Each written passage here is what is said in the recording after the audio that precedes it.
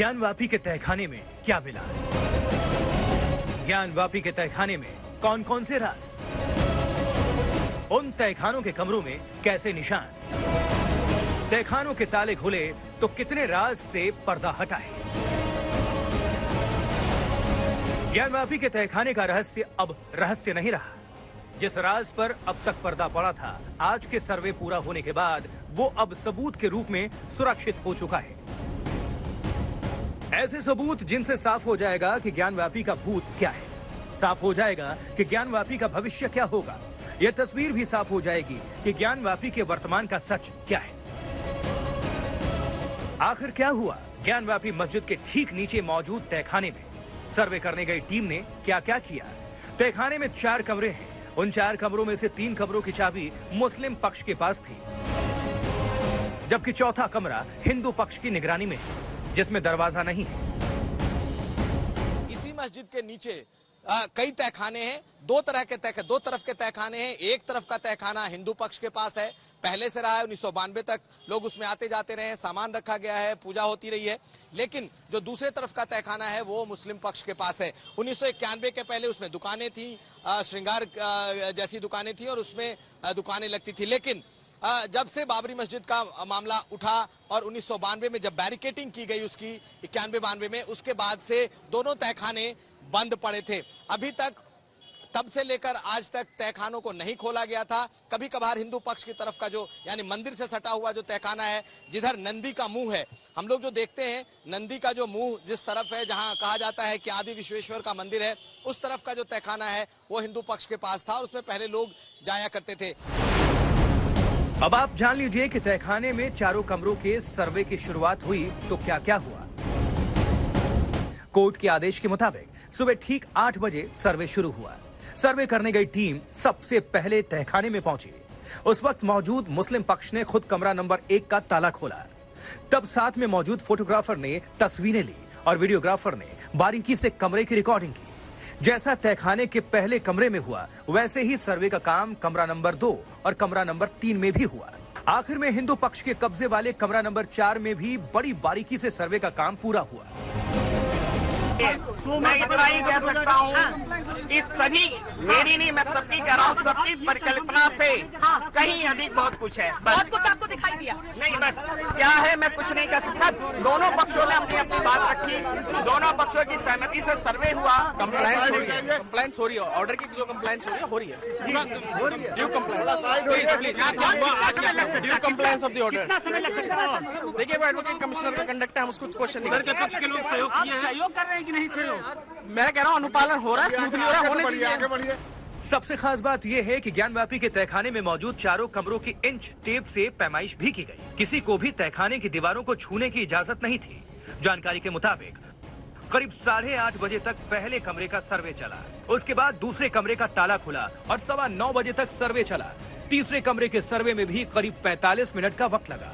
वहाँ करीब 10 बजे सर्वे समाप्त हुआ। उसके बाद चौथे कमरे का सर्वे का काम चला।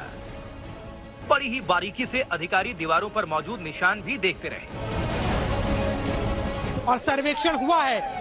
जिस तरीके से तहखानों को खोलने की बात थी, वो तहखाने भी खोले गए। 3 तहखाने जिसकी चाबी थी वो मिली, उसके बाद भी खोला गया और हिंदू पक्ष के पास जो तहखाना था उसे भी खोला गया है। लेकिन आज के इस सर्वेक्षण के बाद में ये बात साफ हो गई कि अब ये काम लगातार जारी रहेगा और कल यानी रविवार को भी सुबह 8 बजे से दोपहर 12 बजे तक ज्ञानवापी मस्जिद का सर्वेक्षण जारी रहेगा। जिस भरोसे के साथ कोर्ट की टीम ने ज्ञानवापी के तहखाने के सर्वे का काम पूरा किया है, उससे यकीन हो चला है कि अब तक उठे तमाम सवालों के जवाब कोर्ट में रिपोर्ट पेश होने के बाद मिल जाएंगे। कुमार अभिषेक, वाराणसी, आज तक।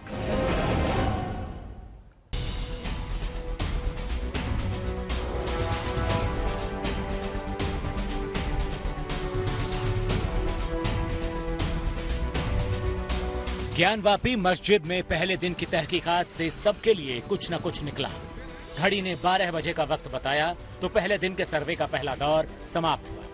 जांच टीम एक एक कर मस्जिद से बाहर निकली। हिंदू पक्षकार बाहर आए तो भाव भंगिमा में कुछ बड़ा हासिल करने का भाव था। एक पक्षकार तो यहाँ तक बोल गए कि जो कुछ दिखा और मिला है वो कल्पना से परे है। अभी इस बारे में कुछ भी नहीं बताया जा सकता है। सर्वे की कार्रवाई बहुत अच्छी रही, प्रशासन का पूर्ण सहयोग रहा और कल भी कार्रवाई जारी रहेगी। देखिए, मैंने कहा मैं कुछ नहीं बता सकता अभी। तहखाना खुला कि नहीं बस ये बता दीजिए। जी, मैंने कहा ना, बिल्कुल सारी चीजें, तहखाना खोला गया, प्रशासन ने पूर्ण सहयोग किया, कार्रवाई बहुत अच्छी रही। कार्रवाई जारी रहेगी? जी, जारी रहेगी। अदालत की सख्ती है, कुछ भी कहने पर पाबंदी है। पक्षकार कुछ भी खुलकर नहीं कह रहे क्योंकि उनके बयान इस वक्त बेहद अहम हो जाते हैं। इसीलिए बार बार पूछने पर भी कोई कुछ नहीं बता रहा।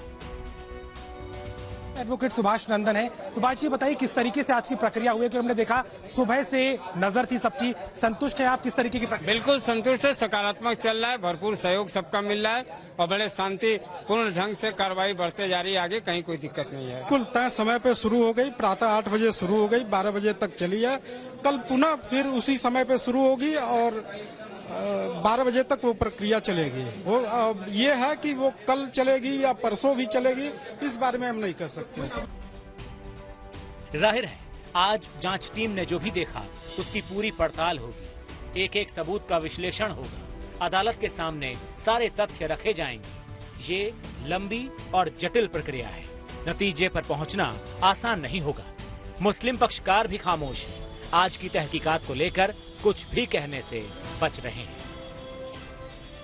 अच्छी तरीके से हुई जी। जिस तरह से ये लोग बता रहे हैं कि उनमें विक्ट्री का साइन दिखा रहे हैं। नहीं, ऐसा कुछ नहीं है। जो है वो कोर्ट में आवेगी रिपोर्ट तो देखा जाएगा। तो ये क्या बता रहा है कि उसमें अंदर जो कुछ नहीं बता रहा है। आप लोगों को एतराज था? कोई एतराज कोर्ट का जो डायरेक्शन है उससे हमने कमीशन कार्रवाई संपन्न कराया। तो सहयोग किया प्रशासन? हम लोगों ने सहयोग किया, प्रशासन ने बहुत सहयोग किया। आप लोगों को कोई शिकायत नहीं, न प्रशासन से किसी से नहीं कोई शिकायत। जो कुछ मिला है अभी कार्रवाई अभी क्या मिला है क्या नहीं मिला है ये कमीशन रिपोर्ट अपनी देगी तब देखा जाएगा। इस पर अभी कार्रवाई अभी कार्रवाई 75% हुई, 25% बाकी है। हाँ, इसमें क्या मिला इतने दिनों में? कुछ नहीं मिला है, न कुछ। ये रिपोर्ट कमिश्नर देगा। हिंदू हो या मुस्लिम, इस केस में जो भी पक्षकार जुड़े हैं वो संयम दिखा रहे हैं, तौल तौल कर बोल रहे हैं। लेकिन नेताओं की एक ऐसी बिरादरी है जिनकी जुबान आक्रामक है, वो ज्ञानवापी और बाबरी को एक ही तराजू में तौलने पर आमादा है। इनमें सबसे आगे असदुद्दीन ओवैसी है। तो यही बताने आया हूं और हुकूमत को भी ये बता रहा हूं कि हमने एक बाबरी मस्जिद को खोया, अब दूसरी मस्जिद को हरगिज नहीं खोएंगे। याद तुमने मक्कारी और अय्यारी से इंसाफ का कत्ल करके तुमने हमारी मस्जिद को हमसे छीना, अब दूसरी मस्जिद नहीं छीन पाओगे। याद रखो, अब हम तुम्हारी इन बातों का भरोसा नहीं करने वाले कि हम बचाएंगे, नहीं तुम नहीं बचाओगे, अब हम बचाएंगे अपने मसाजिद को, अपनी तहजीब को इंशाअल्लाह। ओवैसी लगातार सवाल उठा रहे हैं, 1991 के उस कानून का हवाला दे रहे हैं जिनमें यथास्थिति का प्रावधान है और इसके उल्लंघन का आरोप भी लगा रहे हैं। लेकिन इसके साथ जो वो चेतावनी दे रहे हैं वो ज्यादा गंभीर है। आप देखिए, आप ये बदलना क्यों चाह रहे हैं? आपका मकसद क्या है? आपकी नीयत में इखलास नहीं है। आप इस देश को दोबारा उस माहौल में झोंकना चाह रहे हैं जो मेरी जनरेशन तबाह बर्बाद हो गई। दंगे फसादात हुए, घर बर्बाद हुए, जेलों में लोग सड़ते रहे पोटा के और बाद में टाड़ा कानून में। हम नहीं चाहते कि दोबारा वो माहौल पैदा हो। ओवैसी बंधु अपनी सियासत के चक्कर में मुसलमानों की हिमायत करते हैं, इसमें कुछ गलत नहीं है, लेकिन उनके ऐसे बयान आग लगाने वाले साबित हो सकते हैं। उन्हें समझना चाहिए कि सब कुछ अदालत की देखरेख में चल रहा है और अदालत सवालों से परे होती है। कुमार अभिषेक, वाराणसी, आज तक।